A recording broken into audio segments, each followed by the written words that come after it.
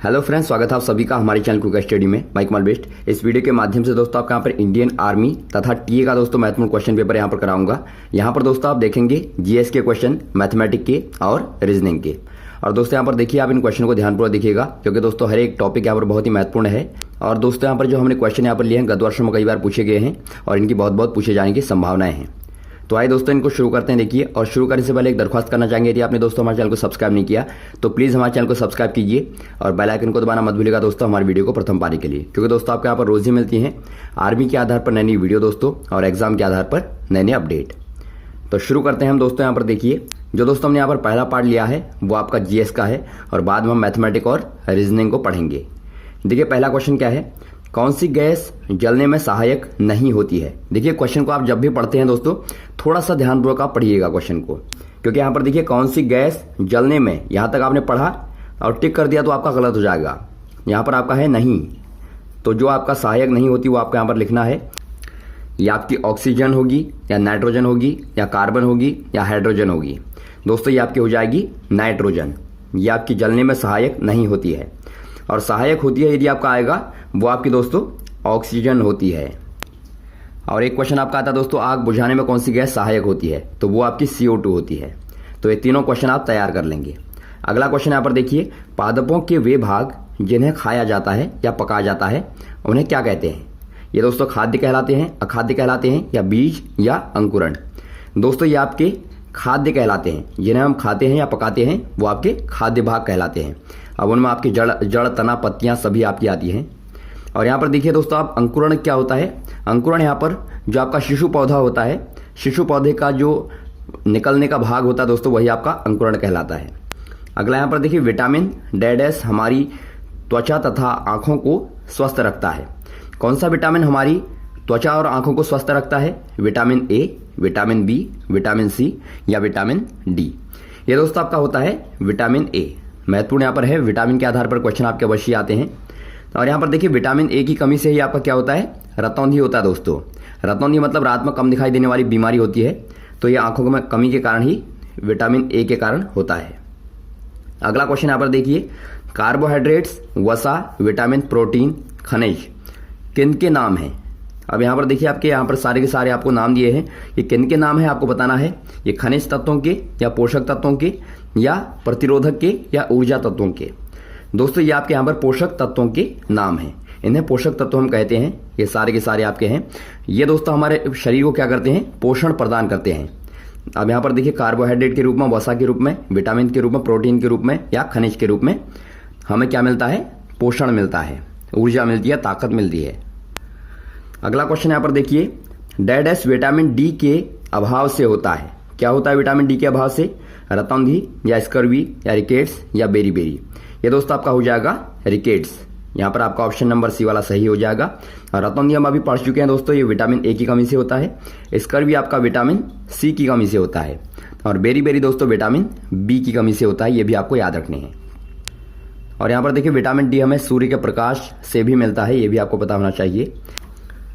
अगला क्वेश्चन यहाँ पर देखिए दोस्तों, चावल और आलू से डैश पोषक तत्व प्रचुर मिलता है। प्रचुर मतलब दोस्तों अधिकतम मिलता है। अब कौन सा पोषक तत्व मिलता है आपको बताना है। यहाँ पर चावल और आलू से ये वसा मिलता है या मंड मिलता है या आहारी रेशे मिलते हैं या प्रोटीन मिलता है। ये दोस्तों आपका हो जाएगा मंड।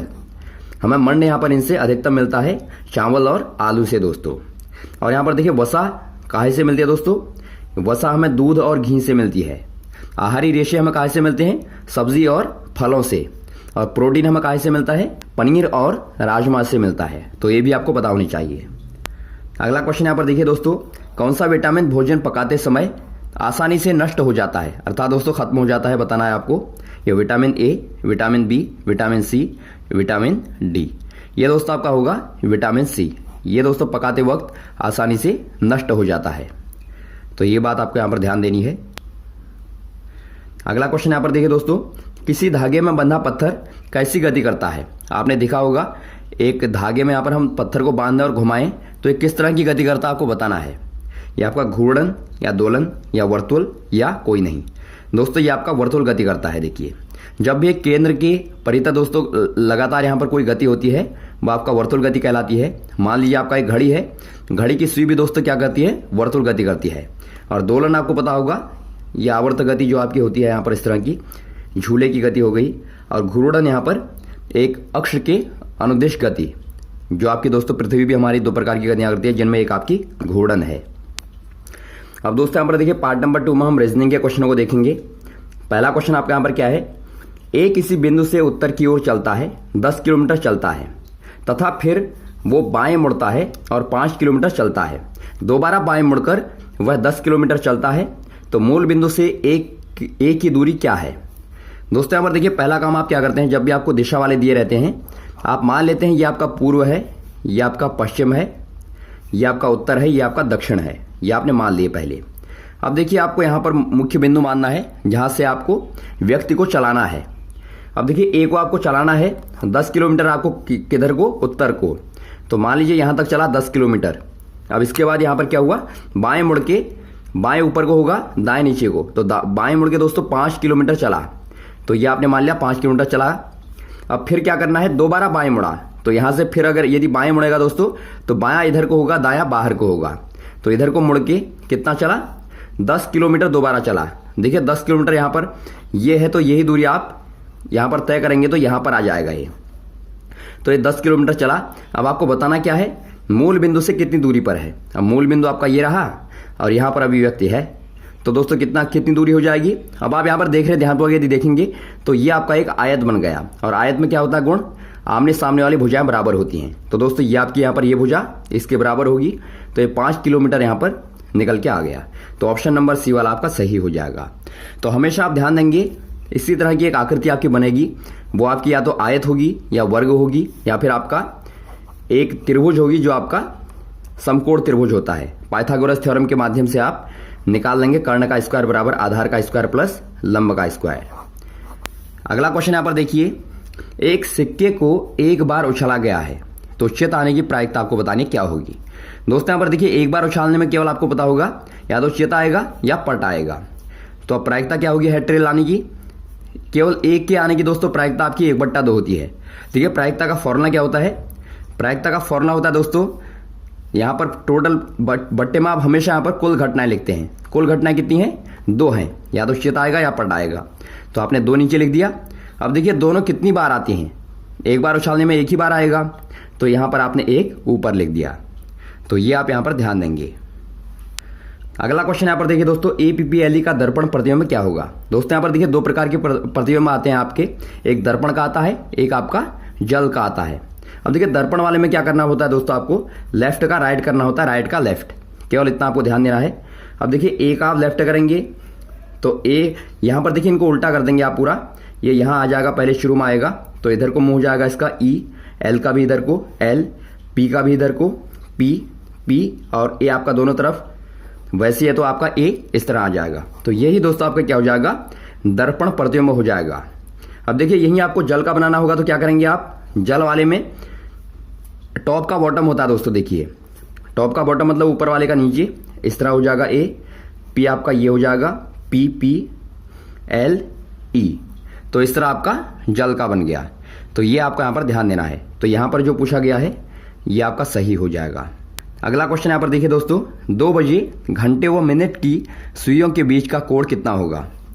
दोस्तों यहाँ पर देखिए आप घड़ी बनाएंगे एक, आपने यहाँ पर देखिए इस तरह की एक घड़ी बनाई, ये आपका दोस्तों 2 बज गए, यहाँ पर 2 बजे आपका इस तरह का ये घंटे की सुई होगी, ये आपकी मिनट की होगी।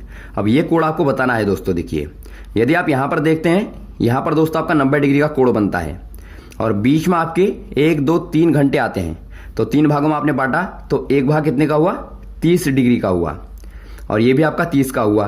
तो आपको यहाँ पर देखिए 2 बजे पर बताना है, तो आप क्या करेंगे, 30 धन 30 अर्थात कितना हो गया, ये आपका दोस्तों 60 डिग्री का बन गया।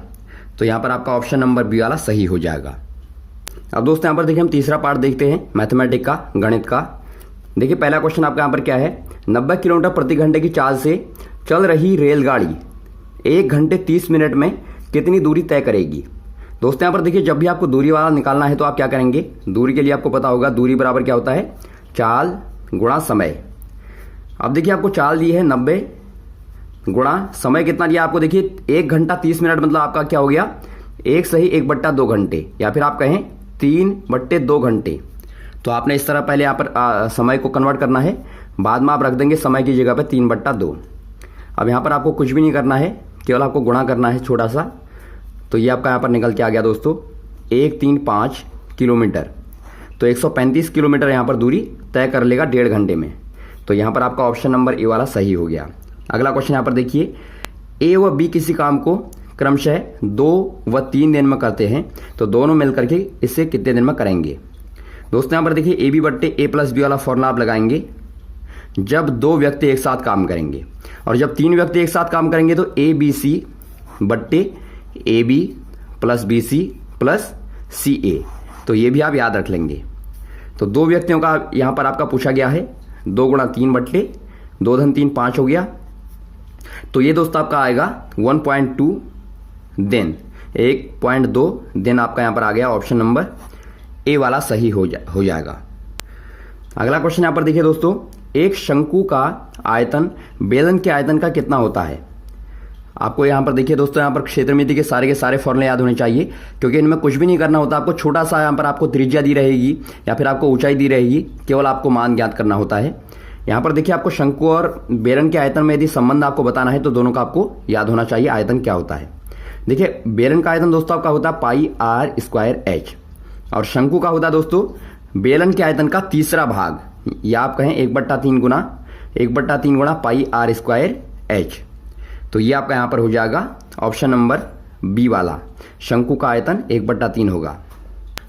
दोस्तों अगला क्वेश्चन यहाँ पर देखिए, 5 जनों की औसत आयु 6 वर्ष है, एक और व्यक्ति आ जाने से औसत आयु 1 वर्ष बढ़ जाती है, नए व्यक्ति की आयु क्या होगी।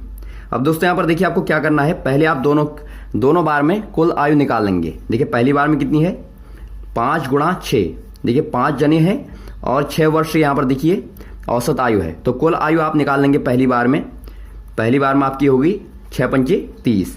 वैसे ही दोस्तों आप कुल आयु यहाँ पर निकाल लेंगे दूसरी बार में कितनी होगी। देखिए एक नया व्यक्ति आ गया तो कितने व्यक्ति हो गए, पहले 5 थे तो अब 6 हो जाएंगे, और एक औसत भी बढ़ गया तो आप 7 यहाँ पर कर देंगे। तो 6 गुणा 7 करेंगे तो ये 42 आपका हो गया।